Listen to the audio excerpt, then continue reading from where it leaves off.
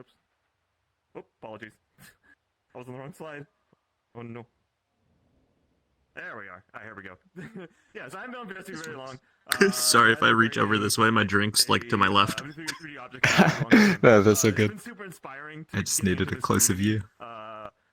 As an artist, I'm always trying to improve myself, to better my craft, but I'm always struggling to find inspiration to work on my craft, like outside of my day job. So I work as a senior environment artist in the games industry. I've been in the game industry for about 10 years now. I've shipped 2 major AAA titles, and I've been working with Substance since it's released, both Substance Painter and Substance Designer. Getting into VRC was kind of a huge boon for me personally. Seeing the talent and passion of others really inspired me and gave me a new outlet to continue that improvement. I also saw an opportunity to lend my knowledge and my experience to further drive the passion of others. Just to kind of give you some background on the other stuff that I've done. So some of you might know the longboard that I worked on. I know I call it a skateboard, but it's a longboard. Look, I made the asset before I made the Unity thing. I'll release a skateboard eventually. It's a longboard right now. This is a spacesuit that I made for a Halloween event. This was a lot of fun painter stuff. And this is probably one of my favorite textures. This was a koi fish mod that you'll see me running around in. Funny enough, the scales were actually all made in Blender using geometry nodes. I couldn't really find I know it's a Painter talk, but I couldn't really find a good way to do it in Painter. But I had a really cool way to do it in Blender. That was really fun. But I took, baked it out to a height map, brought it into Painter, all that stuff. And just some more like outfit work. And you'll see some of this later on the panel. And some miscellaneous prop work. Because my background is actually in like photorealistic texturing. So it's also been kind of a challenge and kind of fun to figure out how to kind of adapt my style into VR chat to give it more of a stylized look, but still have like a basis in realism. But yeah, let's get into the talk. So there's some. So what do I want you to get out of this talk? The big thing is I want to go over the why things work in Painter. I find it helpful personally when I'm learning a new program or a new technique. I really like to know what's going on under the hood because it really helps me figure out how that thing is working. I don't like when people just say, oh, move a slider here and you're done. It's like, okay, why did I move that slider? That's kind of the big thing I wanted to talk about today. The other thing is I just really want to emphasize proceduralism and non-destructive workflows. I know I've talked to a lot of people and helped a lot of people throughout my time here. And one of the biggest things I've noticed is like there's a lot of wasted time on like really hand painting everything. The hand painting is great, it looks really great, it looks really good, but you also lose a lot of time, especially when you're on commissions and you're trying to get them out the door. So with Painter, we're going to go over, the very beginning we're going to go over some things you already know about Painter, but hopefully there's some things that are also in there that you don't know.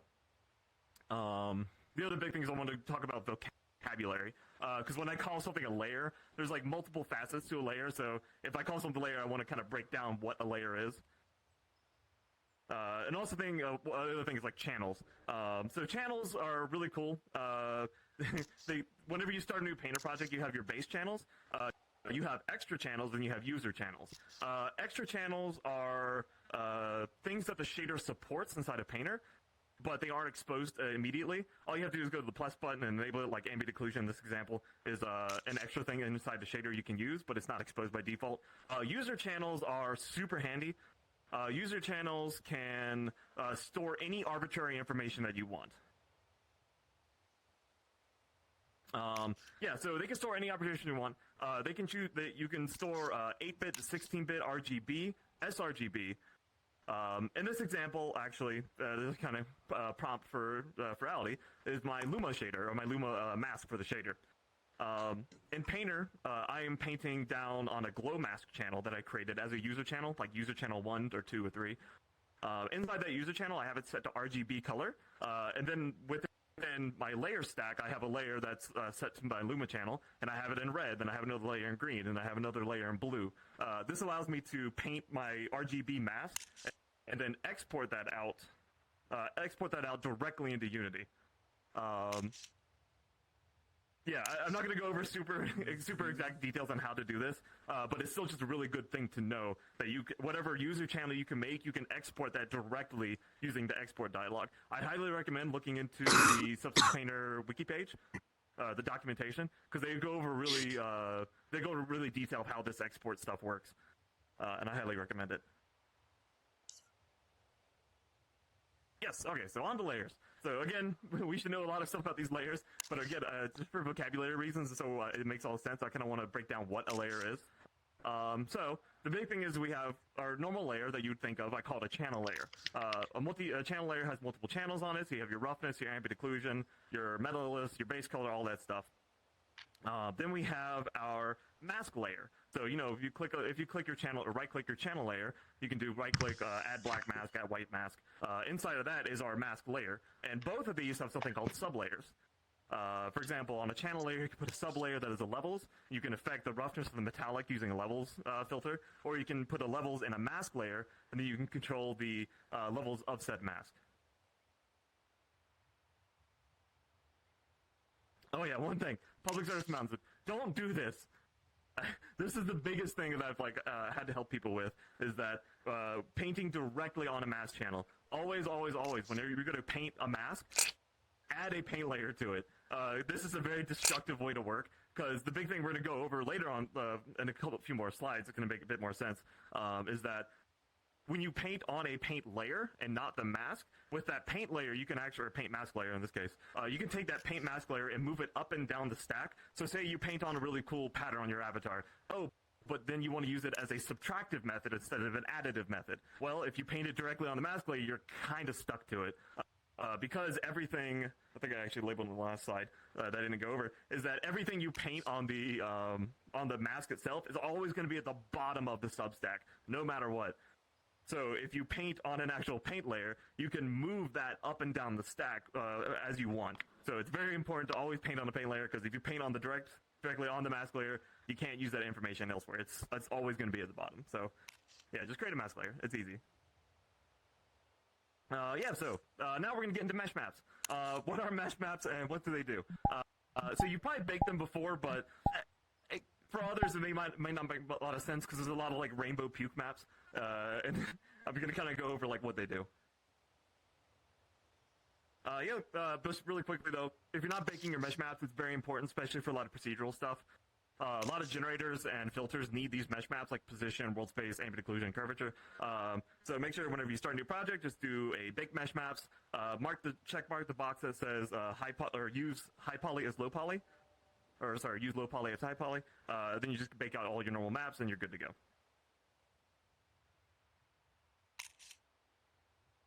Yep, so yeah, generators. They need a couple specific maps. They need world space, position, thickness at times, AO, and curvature are kind of the big five that I want to talk about. So firstly, we're going to go over world space normals. What are world space normals? So world space normals are relative to the world. Think of an outside viewer or an outside observer looking at the mesh and what they would see. So in this example, getting the video going. So we have our RG and B channels. Red being the side view, the green being up view, and the forward being the forward and back, or blue being the forward and back view. Closing ceremony at 5. We have our next one, which is the position maps. Position maps are absolute to the model. So they're kind of the sister to world space normals. Absolute, think of yourself as the viewer, knowing where your arms and legs are at all times. Position maps are relative to the object itself and not the world. So with like a world space normal, you can have, think of like a light hitting the surface, where the light can't see the back side of the character. They can only see like this side is pointing from this direction. A position map doesn't really care about that. It's always going to be like linear to the actual object itself. Thickness maps. They're pretty straightforward. White areas of the thickness map are thicker areas. Black areas of the thickness map are thinner areas. Ambient occlusion, same deal. White is areas of relief, black are areas of occlusion. These are really good for like if you need to put dirt in crevices. So you can just automatically grab like, oh, all the black areas is where I want all the dirt to be, because that's where like dirt normally occurs.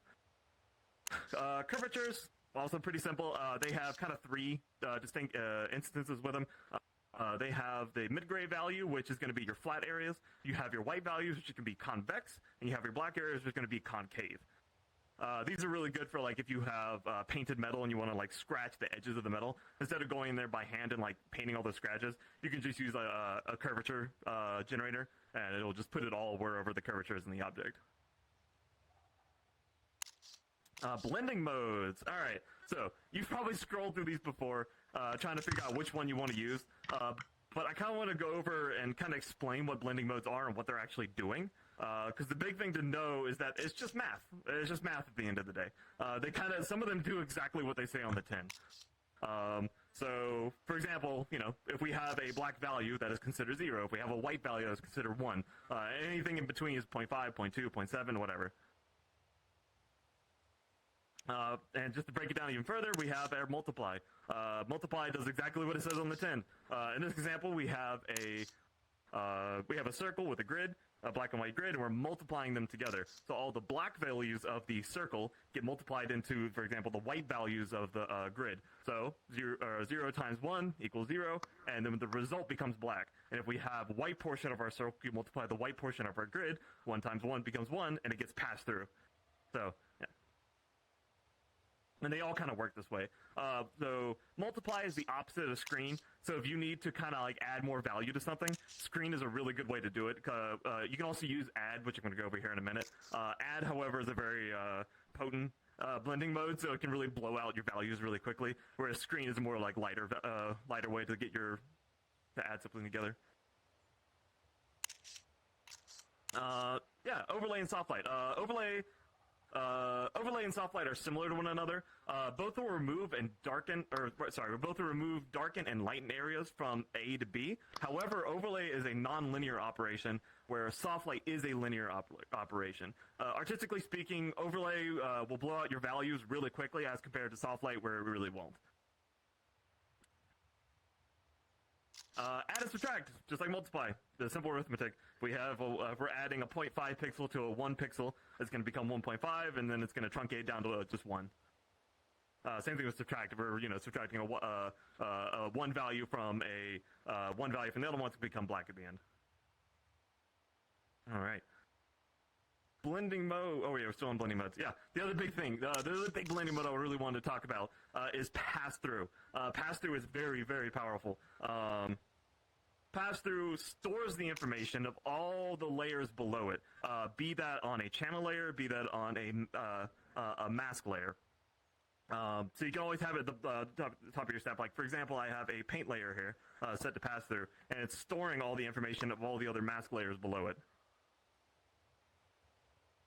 This video will play. That's unfortunate. All right, moving on.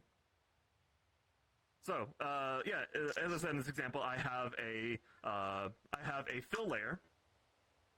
Sorry. In this example, I'm doing a very similar thing to the previous example. Instead, I have a fill layer at the top of my stack. This fill layer is set to pass through in the color, and everything else is turned off. It has no self-information. This is really important. The layer still has no self-information, but the whole layer is set to pass through. So it is gathering the data of all the layers down below the stack below it. And then I take that information, and I put an HSL filter on it. I use this all the time for just doing really cool like colorations. So this allows me to like say, hey, I'm going to paint my character green. I'm going to paint my character blue. But I want the stomach of my character to be like a lighter shade of that blue or a lighter shade of that green. Instead of having to go through and like take that stomach color and make it that light of a blue or that light of a green, I can simply paint my character that green and then have a pass-through layer with an HSL filter on it, and then I can say, hey, I want, relative to the body's green color, I want you to be 50% brighter. And so even if I change that green to a blue or that green to a purple, the belly is always going to update with that relative brightness. Proceduralism. This is another big thing I wanted to kind of go over. Here's where those mesh maps like really come in handy. We're going to go over noises, generators, filters, and projections.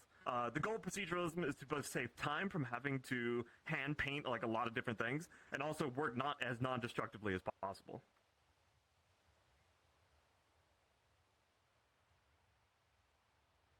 Let's see. Yeah, so first thing we're going to talk about are noises. We're going to use a lot of noises in our projects. It's really good to kind of know what some of them do. Some of the more important ones, which are our 3D noises.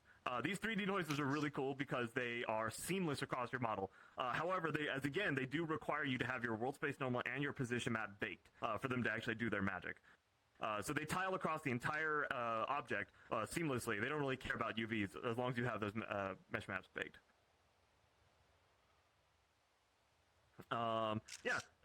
Next thing next thing we're going to go over are generators. So we have, for example, our curvature generator, our ambient occlusion, and our light generator. Generators allow the user to mask areas of our object based on those mesh maps. And in this example, we have our, going back to the 3D noises, here we have an example of a 3D purlin noise across our character. Again, no seams. I can then take that 3D noise, and I can use that as I can use a different 3D noise as a way to add grunge and wear and character to our texture. So you can also kind of stack them together. So in this example, I have my skateboard asset. On skateboard asset, I have on the bottom surface, I have a way to like break up all of the painted surface to expose the wood beneath. In this example, I have a 3D fractal noise, which is giving me like kind of a base breakup of the wood to expose the wood up to the surface. And then I have another texture on top of that. This is another noise, but it's a bitmap noise. So it's kind of like a little texture they put inside a painter. But I have that above that set to subtract. And so this allows me to kind of control both micro abrasions on the surface, and also allows me to get more macro abrasions. Using the fractals, the macro, and using the concrete mix as a micro. So, yeah. Another example, kind of combining the two together, combining both textures and generators. I'm creating a kind of a taste buds for my tongue here. I'm able to use the curvature of the actual surface to dictate where I want those taste buds to be. So first I start off by creating a Voronoi fractal at the very bottom of my mask layer stack. So this creates that like kind of bumpy surface. Then I have a purlin noise above that set to multiply. This I use this technique a lot. I call it a breakup mask, just to kind of give more realism to the surface. If you just have this consistent uniform noise across the surface, it doesn't really make much sense. It doesn't really look that realistic. It doesn't really look that good either. So I have something called a breakup mask. This 3D purlin noise is being used as a breakup mask to break up the surface, so it has modulation to it. After that, I have a curvature set to subtract. So the thing is that when I looked at tongue references, all the times the tongues have more of the taste buds are in the center of the tongue and not the outside. So instead of going and hand painting that like outside mask, I'm leveraging the curvature generator. So I'm grabbing the actual sides of the tongue and just directly subtracting them from the taste buds. Again, I didn't have to do any hand painting on this. It was all just generators and noises. Yeah, and just another example, kind of the same deal. I have a tile generator at the bottom of this. Tile generator is kind of similar to noises. It does a couple more unique things to it, where I can put in something called a diamond pattern. I can use a diamond alpha as the pattern inside this tile generator. I can then use that and tile it across the surface of my jacket. And then I can take the curvature and use that as a multiplication thing and multiply out the areas of the jacket that are kind of tensioning it up. This creates a sense of tension where areas of the fabric that are being pulled inwards have reduced strength, giving it a natural breakup of the fabric pattern. Yeah, another big one that I really like is filters. Filters come in a couple different flavors. I'm not going to go over these super in-depth. Only one of them I'm really going to go into. On the left, I have a blur filter. I use a blur in kind of like areas where I paint. This is nice because I'm not sure a lot of the times when I'm painting something, I'm not sure the softness of the brush that I want to use. So instead, I have my brush set to like 100%, so it's a really hard brush as I'm painting across of it. But then I create a feathering effect using a blur filter, and it's cool because I can go in after the fact and I can adjust that blur strength. So I can have a more feathered look, or I can have a more hard look, and I can just move a slider, and I don't have to every time like repaint that surface. Warp can do all kinds of stuff. I use warp for a lot of different things, like taking the underlying fur detail, if you're using a fur brush, for example, taking the underlying fur detail and warping like a tattoo that's across the fur. On my skateboard, I use a warp to warp the paint, because we saw earlier where the paint was getting exposed, or the wood from underneath is getting exposed from the paint. I actually have a warp on top of that warps the paint by the wood detail. So as the wood is appearing through the paint, it'll actually start warping the wood beneath, above of it. High pass, you're not going to use this one too much, but I kind of want to make note of it because it can be really powerful and great way to reuse noises. It can take a noise that's kind of sparse or contrasted, and it can run a filter across of it. This filter can make it more micro, it can make it more uniform, and you have full control over it as well. It's a really good thing to know. Projections. Yeah, so I'm going to go over a couple different projections. We have our planar projection, our warp projection, and our cylindrical projection. Planar projections. Trying to get ahead of my notes. There we go. Planar can be used for your majority of situations, like adding a tattoo to a tattoo decal, for example. With this, though, I wanted to show a more unique example of how you can use projections to better your art. In this example, I have my fox character has like gloves on it. Let me take off my hoodie. Yeah, so like with the fox character, we have our gloves. This was actually made using a projection with a shape border square in it. I then take that projection, I scale it up to the size of the body. So from the arms down to the legs, you can see that it takes over the entire length of the body. I have full control over that projection method. So I can blur out the shape square box, and so it allows me to. It allows me to then, like, with a slider, essentially, to move the glove up and down the arm without having to do any, like, hand painting at all. It's just a really nice thing to have. I have a feeling I'm going to forget all of this by the time I get into, like, Substance Painter. Yeah, next I was going to do warp projections. So warp projections are stupid powerful as well, but they'd be kind of complicated to explain in such a short amount of time. I'd highly recommend looking them up in the Substance Painter support page. There's a great documentation on how they work. Regardless, warp projections work like planar projections, but we have full control of adjusting the cage of the projection. Using the tools at the top of the screen, you can adjust the grid size of the projection, and each point of that grid, you can adjust its tangent and the way it like points on the subject. Here, I'm taking a tiling shape that is a square pattern, tiling it 10 times in the Y to produce a tall repeating stripe mask. The big thing I wanted to solve with this asset in particular was that the contours of the legs. A lot of times when I see people make striped leggings or striped arms, is that they either paint it on by hand, which takes forever and it's very destructive because what after the fact your person comes back to you that you're commissioning or is commissioning you, and they want the stripes to be thicker, they want the stripes to be thinner. It takes a lot of time to have to go repaint all those stripes all over again. So instead, you can use a projection and project those stripes out using a pattern, and then you have full control of how many stripes you want, how thick you want those stripes to be. And the other big thing is that, especially with the warp projection in this case, is that we have the contours of the legs. We need the sock to follow the contours. If you have the stripes going directly across the leg, if you're just doing a standard projection, it's not going to follow the contours. It doesn't look to real life. Cylindrical projections, you're not going to use these as much, but they're also really just good to know, especially like characters where we have our arms or our legs are kind of cylindrical. Here I'm using a tile generator to produce a set of tiling horizontal lines and projecting them around the sleeve of the jacket. Again, I could have done this in high poly. But the issue with doing it in high poly is that it becomes baked at that point, and I'm kind of stuck with it unless I have to go back to the high poly and I have to resculpt it. So some details I prefer to do in Painter, because I could do things like this, where I have like the end of my jacket can have I can control how many breakup there is of the sleeve in real time.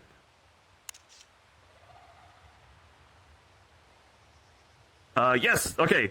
Big section. Anchor points. Anchor points are very, very crazy, very complicated, but hopefully I can simplify it down for you. They are very, very powerful. Again, I'd recommend doing some additional reading on the Substance Painter documentation page. Simply, anchor points store arbitrary information on the layer that it is on. They work similar to pass-throughs, the pass-through example that I showed earlier, but the big difference is that I can grab information from one layer and use it on another, as long as that layer is below the layer that I'm referencing. Go. Apologies. Okay. In this example, I'm using a anchor. Or let me go back in example. Sorry. In this example, I'm using. I'm storing the belly mask wherever I painted the belly mask of my character. I'm storing that in an anchor point. With that anchor point, I can go to a layer far above it, far above my layer stack. That is this heart decal. With this heart decal, I can then say, hey, I'm going to put a fill layer above all these heart decals. And then I'm going to use a multiply. So I'm going to multiply the black areas of the belly fur mask into the hearts of the decals, the projection decals. So no matter where I paint those hearts or where I place those hearts are always going to be on the belly no matter what. And even if I update that mask later on down the line, like I want the belly fur to come out further, I want the belly fur to come in thinner, the layer above that decal heart layer is going to update with that information. Yeah, so in this example, I'm storing the mask. I'm storing the mask of my jacket design. Yeah. Here I have design on the back of my jacket. I have a channel layer with height, color, roughness, metallic to define the actual pattern on the back of the jacket. I then store that pattern in the mask layer and use it in the layer above. The layer above is another channel layer with only height information. In my mask layer, I use a fill with a stored anchor point. Then I blur that design and use another fill with that pattern to subtract out that design, again using the same anchor point information. Sorry,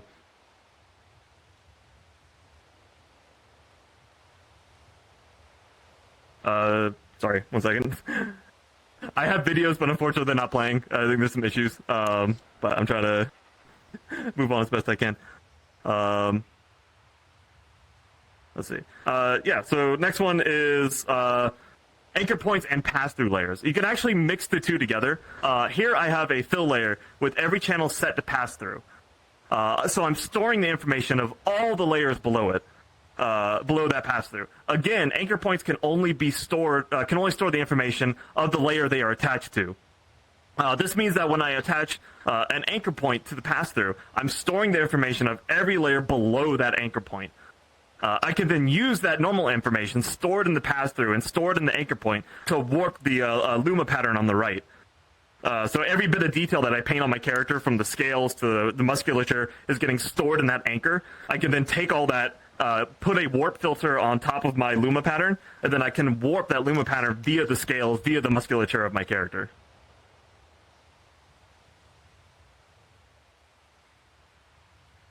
Yeah, that's that's it. Apologies. There's gonna be a lot more videos and to help kind of explain some of the details, but I think there's some technical difficulties going on. But it's all good. Please feel free if you have any questions or comments. Oh, and then a video plays. But yeah, regardless, I'll probably post some of these. I'll post this slide on Twitter. I'll post my slide deck on Twitter, probably with like the Google Docs link, so you can see all the videos that'll play out. I know it's been a lot to go through, and I can't tell you like how much I've actually cut from this. There's just a lot to speak on. So feel free to follow me on Twitter. I like to post little painter tutorials here and there, along with any other art odds and ends. But it looks like we have plenty of time for questions. So I was told to look in the Discord. Let me get that pulled up.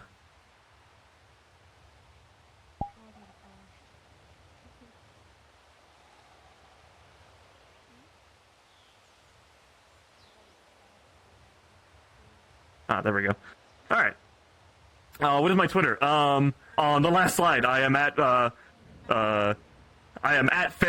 VR, at FARA VR on Twitter.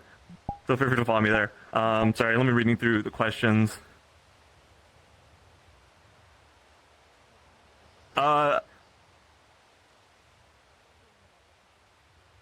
Okay, when do missions? Way to keep.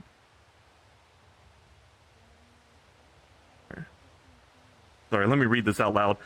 When doing emissions, do you know of a way to keep whatever you have painted as a normal pattern, let's say spots, to where it can be both, so it can be used on the avatar, not glowing and glowing? Oh, yeah. So you can actually use a lot of like anchor point shenanigans for this. So for example, if I have like spots in my character that I need to be used as an emission, I can paint all my spots, like I want to be in a different layer, for example. I can paint all my spots on a one layer, and I can use an anchor point on the mask of that spots. Actually, I had a video on this, but it didn't. That would have answered this question, unfortunately. But you can use an anchor point on that spot mask, and then bring it up to another layer on top that's like your emission or whatever, and then use that information to do whatever you want with. So that's the cool thing about anchor points and pass-through layers, is that they are just purely storing information. What you do with that information is kind of on you. Oh, it was like really close to the front. Sorry, I'm gonna go find that video. Apologies. I'm gonna look through my Google Docs, my Google Sheet.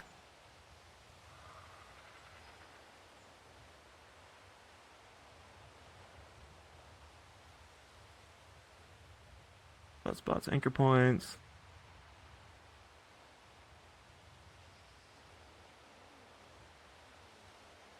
56 was the slide.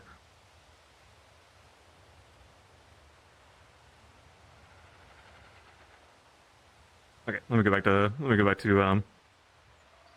questions. All right. So again, is there an easy way to apply randomized spots like a cheetah or a leopard? Yes, if that video can play, that actually is a really great example for spots. You can use something called a Voronoi noise. Voronoi noise are really crazy. You can do all kinds of stuff with them. They actually have presets too, but with the Voronoi noise, you can actually go through and use a bunch of sliders and a bunch of parameters to create those spots. An example that I have, if you go on my Twitter, it's one of the later tweets, one of the tweets I've done recently to show how to do like randomized spots on a character and remove them and paint them manually. Because the thing with spot characters, if you're going to go through and paint each individual spot, it's going to take a very long time. It's going to be very time consuming. And again, if the person that's commissioning you comes back and says, oh, I want those spots to be thinner, or I want those spots to be more random or more uniform, then you have to go through and delete all the shit you did and then repaint all those spots again. But with the Voronoi noise, you can simply use a bunch of parameters and it will just randomize spots all across your character. You can then use a paint mask layer above that, set to, I think I had it set to linear burn. So anywhere that you paint white, those spots will show up across your character. Then after the fact, of course, you can go through and change the balance of the spots, change the position of those spots. Definitely look at my Twitter, because I actually have a video that'll answer your question directly about that. Which shader do you recommend for using VR chat avatars? I use Pyomi primarily. I tried a couple others. Pyomi just has a lot of crazy features in it, especially for like optimization. So I have a tutorial later on that goes over using detail normal mask RGB masking. This detail normal RGB masking is really cool because you can do like detail normals on your clothing. Like I have it on my clothing right now, but it's probably hard to see through the stream. So you can like cut down the normal, like the height or the size of your normal maps. Like I don't use 4K normals on anything. I use 2K normals for the most part.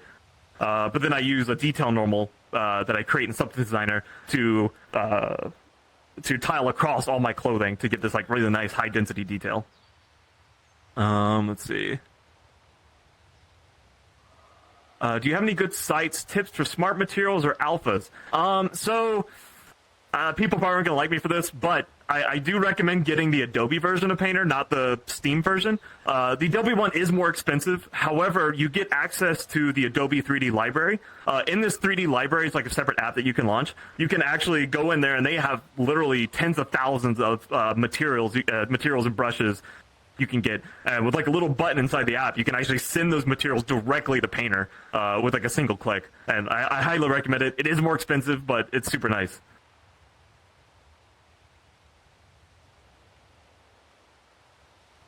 Sorry, I'm reading through the questions again.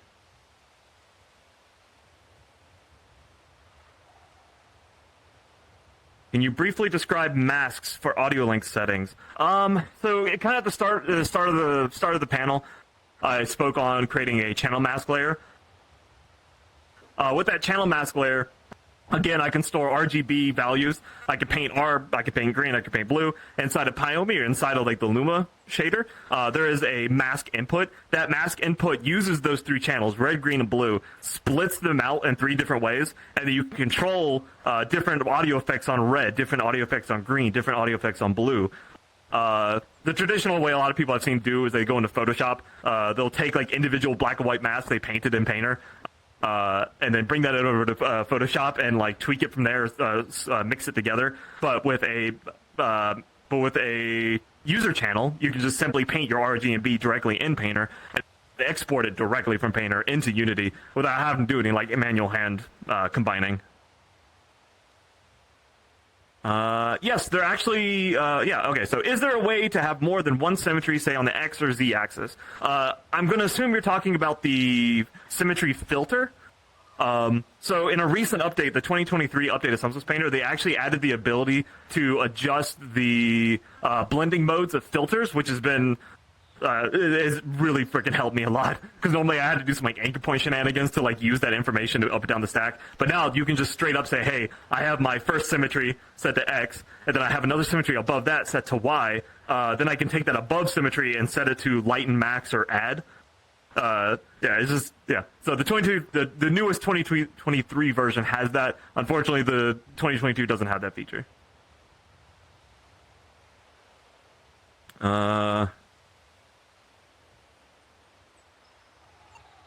Mesh map.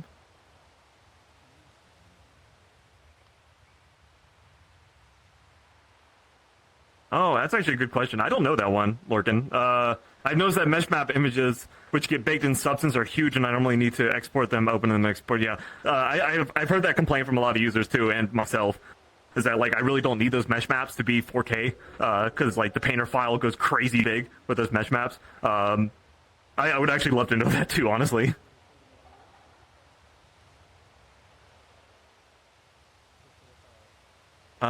Turning away. So, yeah, so well, one question here from Atlas. Are there any good ways of creating emission masks easily? Turning a whole layer into an emission layer, for example.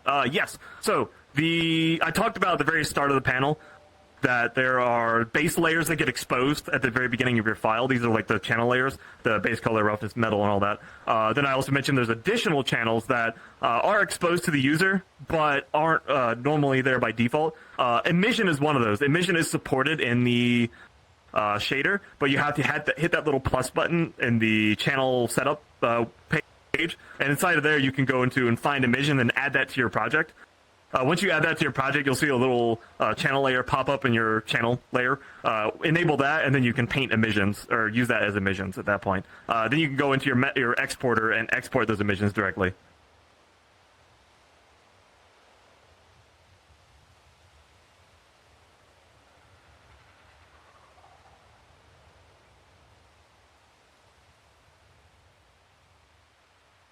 I'm still reading through the things.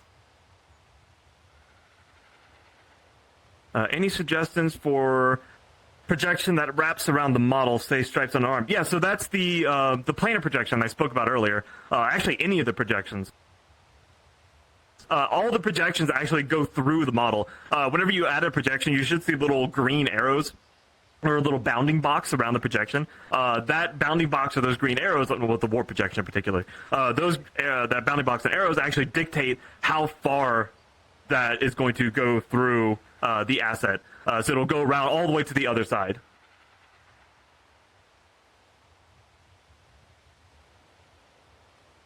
Is there a good way to make tiger stripes?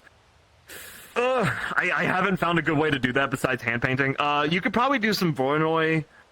You could probably do some Voronoi shenanigans, and you'd probably have to do some manual hand painting still. But you could probably cut down on the hand painting by half by doing some like clever noise stuff. But the actual tapering of the stripes like across like the character, that might be a little difficult. Yeah, actually no, you might be able to use a world space normal. You might be able to use the world space normal and like subtract out the front and the back from the side stripes. Ooh, I should look into that. Yeah, actually, I might know how to do that. I might see if I can look at that and put it on Twitter. What's my favorite texture I've done so far?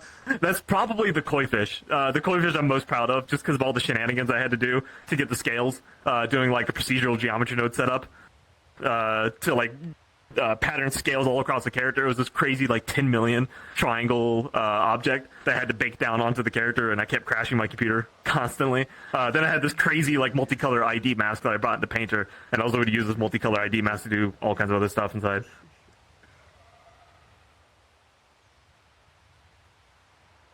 Let's see, do you know of a way to export multiple texture maps that are designed to be combined together?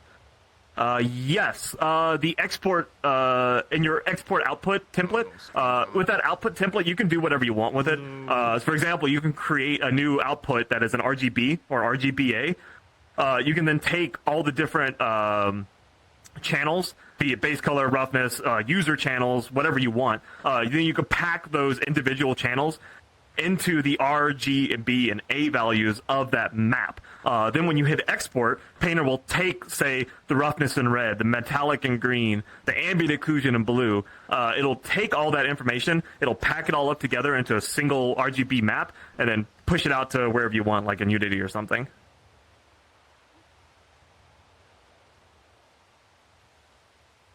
Let's see. So I know I'm like, I still have like 8 minutes. I don't know if we're still cool with doing more Q&A, since I've had a lot of time with other videos. Let me keep looking. I'm just gonna bugger right and play something else. Why? Wow. I'll hop off soon. Yeah, it's an easy one. For the RGB mask for audio link in the Furality shader, can it be used in Pyomi for the audio link in there to get the same effect? Yes. Pyomi has a feature called global masks. Inside that global mask feature, you can input whatever mask you want. In this case, a audio link RGB. You can put your audio link in there, and then inside audio link settings, whatever it might be, like pulse or pathing or vertex, you can actually go through and say, hey, I want to reference a global mask, and you can take that global mask and reference it in all these different audio link locations inside Pyomi.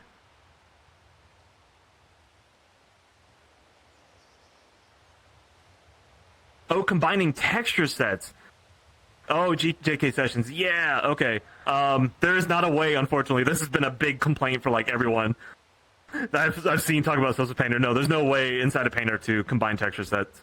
There are some programs. I've used some programs in the past that will automate it for you. If you want to contact me, I can give you a link to the program that I've used in the past where you can feed it, like, 5 different texture sets, all the texture you export. It's an outside program. You feed it all the texture sets with an alpha, and it'll actually go through and combine all of them for you.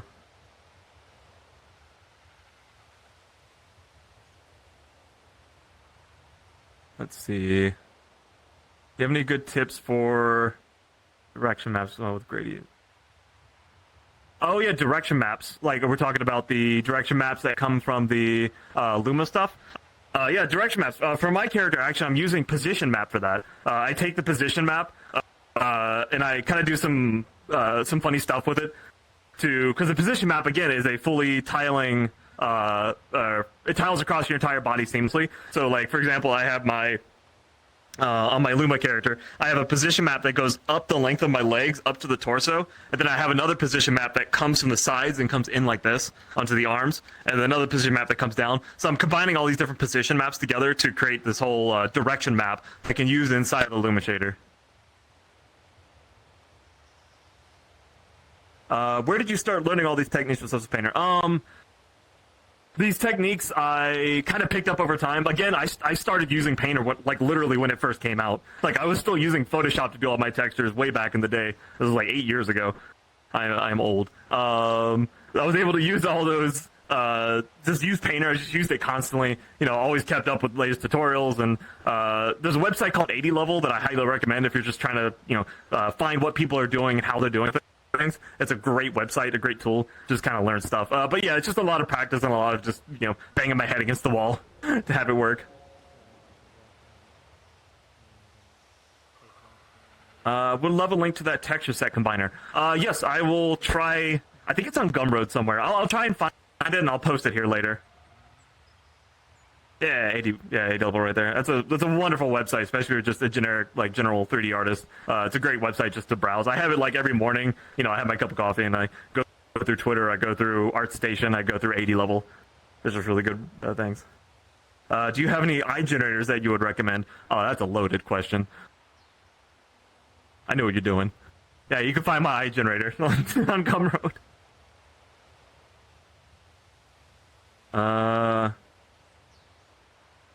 Besides the materials and benefit of the Adobe version, I guess there's not really that much of a benefit of the Adobe version outside of that materials thing. If anything, you get more frequent updates, but really, that's really the only big reason I suggest getting the Adobe version. If you have no need for third-party materials or outside materials into your project, then yeah, you can stick to the Steam version.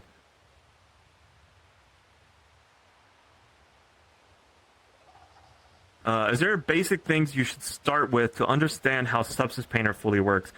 Really, it's just doing it and making mistakes. Like the biggest thing I tell new artists is don't be afraid to mess up. I mess up all the time. I still mess up all the time. But usually when I mess up or I don't finish a project or I'm feeling down about it, I always come back and I say I learned something from it. What did I learn from this mistake? What did I learn from this? It's never a failure because I'm always learning something, no matter what. Even if I don't finish the project, I've learned something from it, and I take that information, I use it on the next thing that I'm doing. So as hard as it is, especially your mind getting into you and trying to dissuade you from doing this kind of stuff. The biggest thing really is to just there's no such thing as mistake. Don't be afraid to make mistakes. Don't be afraid to mess up. That's how you learn. That's how you get better at this. What about Adobe Substance? No, there's not really do bitmaps and Substance. You can do it in Photoshop. There's a Intel and an NVIDIA plugin which lets you import DDS files into Photoshop. With those DDS files, you can actually expose the bitmaps and adjust the bitmaps directly inside of Photoshop and save it back out as a DDS. But that's far beyond this panel.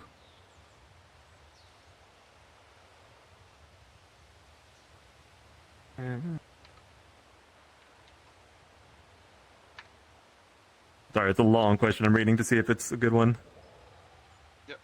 Just a heads up here, we're running, we only have a couple minutes left, so if you've got one or two more questions, okay.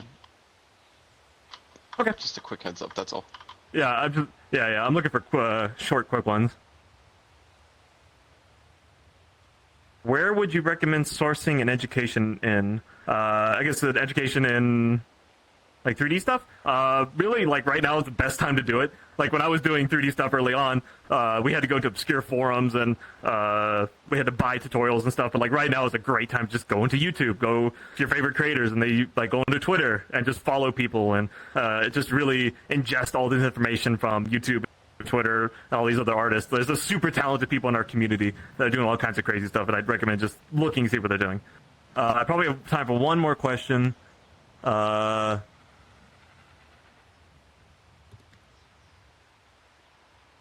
take some more bits and pieces. Yeah, well, I think we can end it there. I don't see any others that can be quickly added. But I'll try to get in this chat later and answer some questions if I can. But if not, just follow me on Twitter. I like posting little tutorials. And yeah, I hope you guys have a good rest of your day. Well, you're the one who makes... Yeah, I did one time. I took lots of photos too. Was it useful? It's a good man. Yeah, it's useful. I've got ideas now.